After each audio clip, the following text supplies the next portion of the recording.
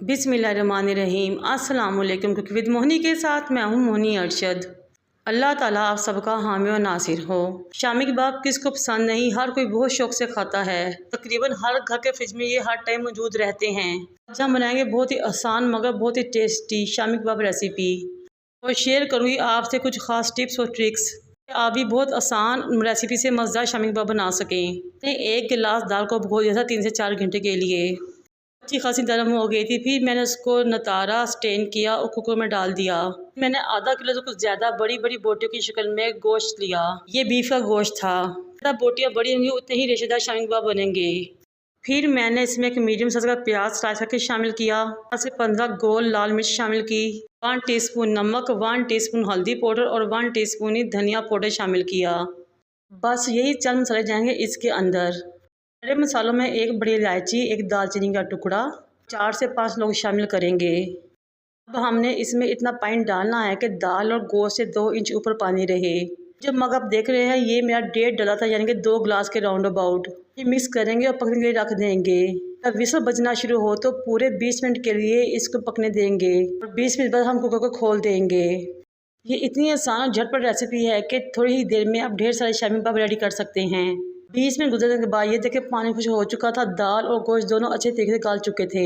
मैं दाल को अलग करूँगी, गोश्त को अलग करूँगी। वैसे तो आजकल हर घर में चॉपर मौजूद हैं और कुंडी डंडे भी मौजूद हैं। आप जिस तरह चाहे इसको पीस सकते हैं, लेकिन मैं इसको चॉपर में पीसूँगी। मैंने 4 से 5 हरी मिर्चें और 2 से 3 इंच अदरक का टुकड़ा लिया और चॉप कर लिया।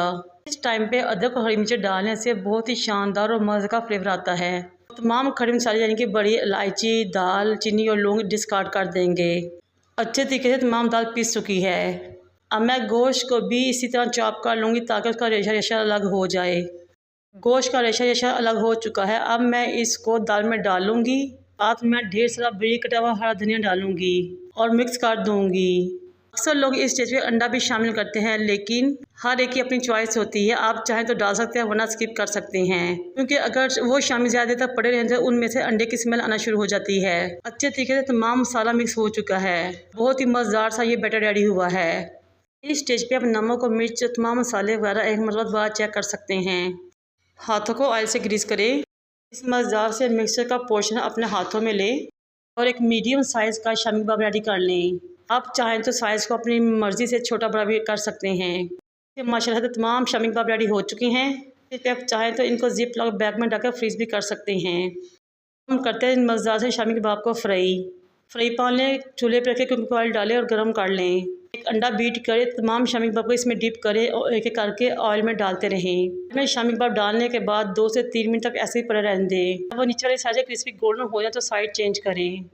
इसी तरह दूसरी साइड से भी 2 से 3 मिनट के लिए पकाएं। हमारे बहुत ही शानदार से क्रिस्पी से शामी कबाब रेडी हो जाएंगे।